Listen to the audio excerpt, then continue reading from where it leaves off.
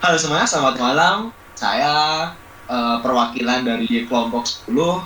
Pada kesempatan kali ini kita akan mempresentasikan ujian akhir semester dari mata kuliah Sistem dan Teknologi Informasi. Lanjut.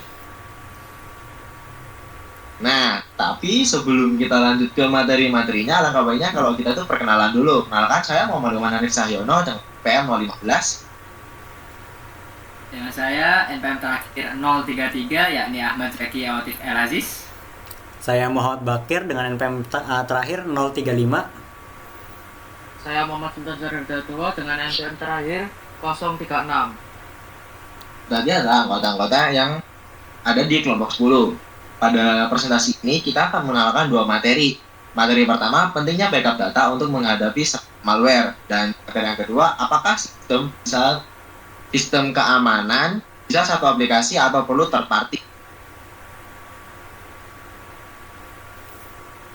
Nah, materi pertama, backup data yang terkena malware. Sebelum itu kita harus tahu latar belakangnya. Perkembangan aplikasi web yang semakin luas membuat ancaman keamanan seperti malware itu tidak dapat dihindari. Malware sendiri itu sebuah kayak virus yang merusak sistem, menghapus database, dan menyebabkan aplikasi tidak dapat digunakan.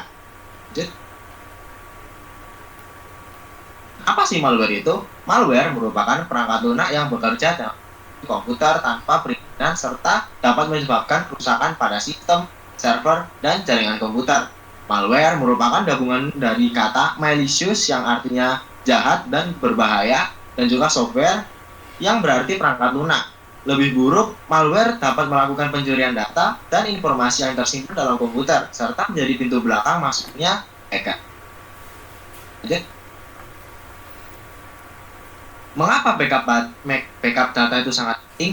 Backup database sangat penting untuk mencegah kehilangan data akibat kerusakan perangkat, serangan cyber seperti ransomware atau virus, kesalahan manusia, atau bencana alam.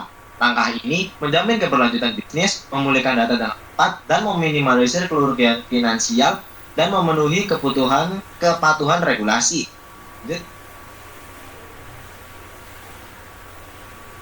Kita ada studi kasus. Studi kasus pertama, serangan malware pada aplikasi. Pada sebuah aplikasi berbasis file, sistem mengalami serangan malware yang menyebabkan database terhapus dan beberapa file aplikasi rusak. Akibatnya, website tidak dapat diakses dan layanan berhenti beroperasi. Kondisi ini menunjukkan bahwa serangan malware dapat berdampak langsung pada keberlanjutan sistem dan keamanan data jika tidak disertai perlindungan yang memadai.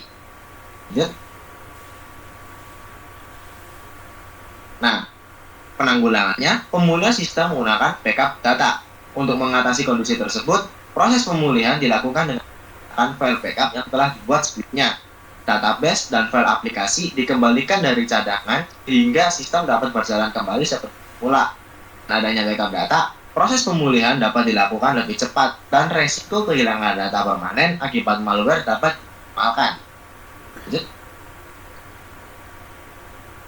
Yang kedua, dengan cara Laravel Backup Package. Laravel Backup Package merupakan salah satu package yang digunakan untuk melakukan pencadangan data pada aplikasi berbasis Laravel. Package ini dikembangkan oleh Speti dan menggunakan proses backup database serta file aplikasi dilakukan secara otomatis maupun manual. Dengan menggunakan package ini, pengelolaan backup menjadi lebih terstruktur dan membantu menjaga keamanan data ketika terjadi gangguan atau serangan malware. Selanjutnya. Oke, kali ini saya akan mencontohkan cara menginstal Laravel Backup Package yang dibuat oleh Spati tadi. Nah, pertama teman-teman itu harus membuat project baru Laravel. Selanjutnya masuk ke website punyanya Spati, yaitu Laravel Backup Package. Ada linknya di sini.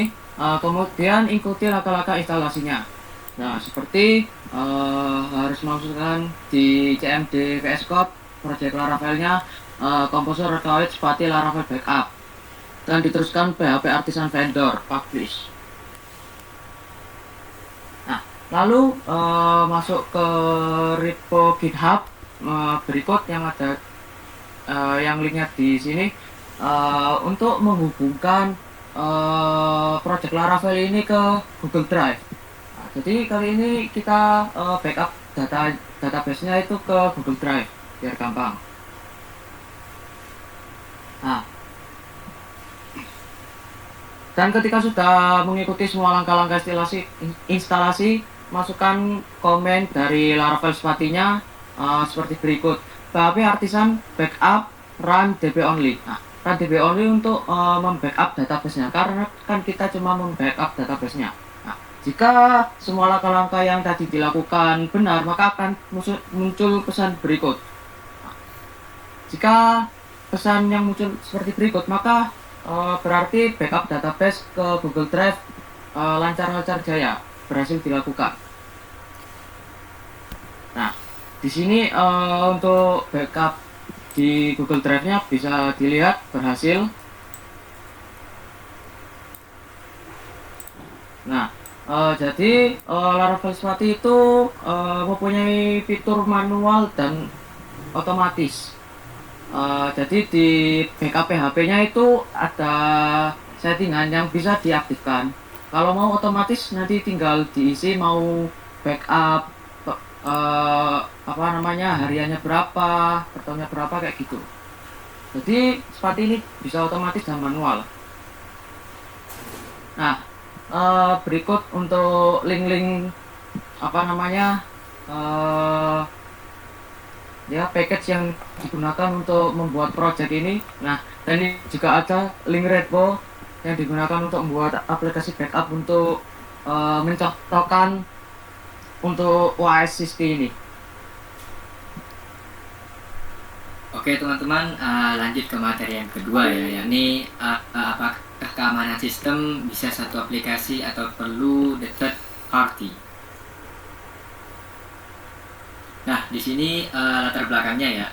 Keamanan sistem merupakan aspek penting dalam pengembangan aplikasi digital, terutama pada aplikasi berbasis web yang terhubung langsung dengan internet.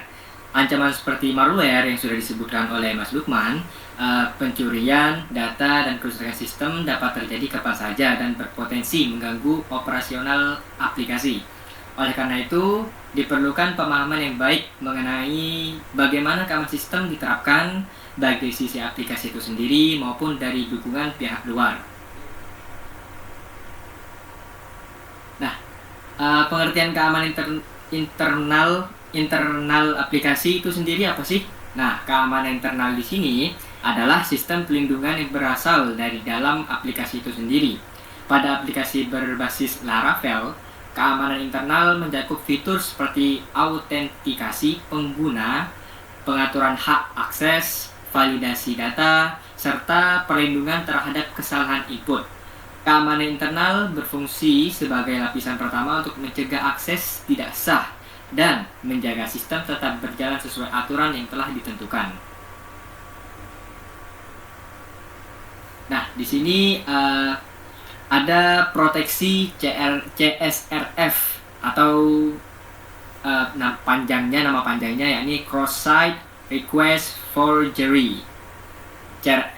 CSRF di sini adalah serangan yang memaksa user melakukan aksi tanpa sadar, misalnya mengubah password saat sedang login. Laravel mencegah hal ini dengan memverifikasi token rahasia di setiap request yang mengubah data. Contoh kodenya seperti di sini, ada di gambar ini. Next, di sini ada authentication atau login and password security. Laravel tidak pernah menyimpan password asli.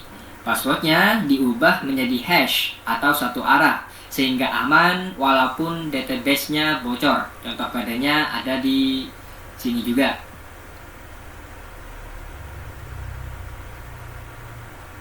Nah, lanjut.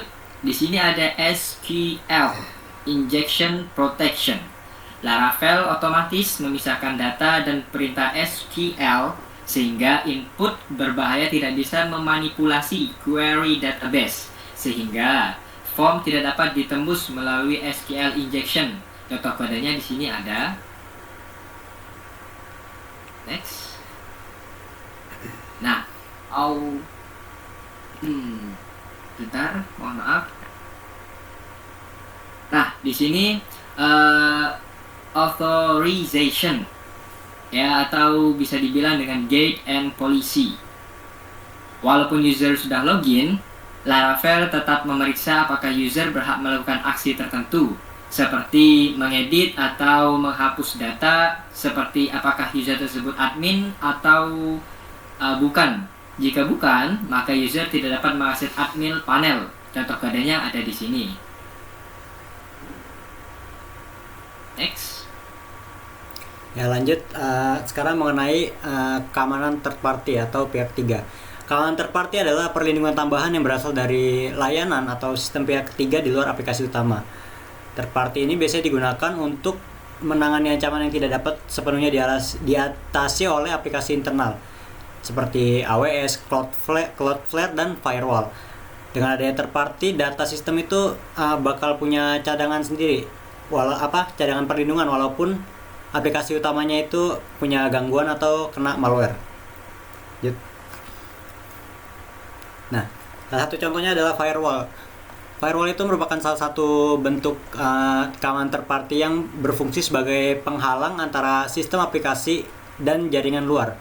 Firewall ini bekerja dengan cara memfilter traffic atau lalu lintas yang masuk dan keluar dari server, sehingga misalnya ada akses yang mencurigakan atau berbahaya bisa diblokir sebelum dia nyampe ke sistem utama. Dengan adanya third party firewall, resiko serangan kayak malware dan akses yang tidak diotorisasi dapat diminimalisir karena hanya koneksi yang aman itu yang udah diizinkan untuk masuk ke sistem.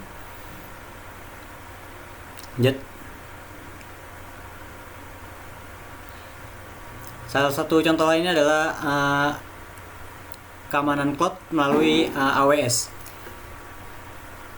Amazon Web Service itu menyediakan berbagai fitur keamanan third party untuk melindungi berbagai sistem dan data.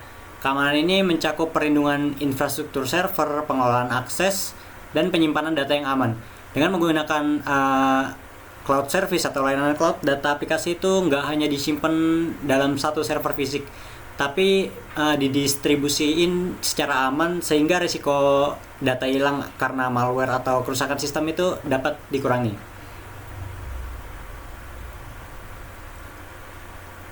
Dan contoh terakhirnya yaitu Cloudflare. Cloudflare ini yang paling populer berfokus pada keamanan dan performa aplikasi web. Cloudflare ini bertindak sebagai perantara antara pengguna dan server. Jadi bisa melindungi aplikasi dari serangan DDoS, bot-bot yang berbahaya, dan ancaman jaringan lainnya. Dengan adanya bantuan Cloudflare, aplikasi bisa mendapatkan lapisan keamanan tambahan yang bekerja di luar sistem internal, sehingga sistemnya itu lebih stabil dan aman.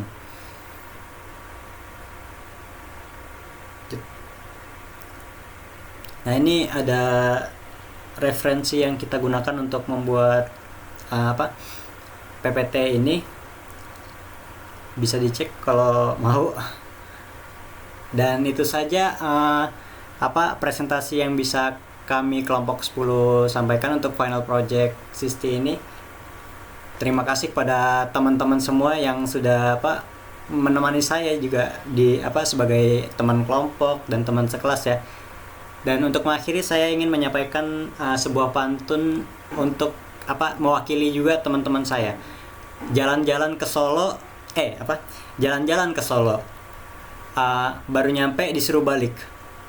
Terima kasih kepada Bu Retno yang telah mengajar kami dengan baik. Terima kasih Bu. Sudah, thank you.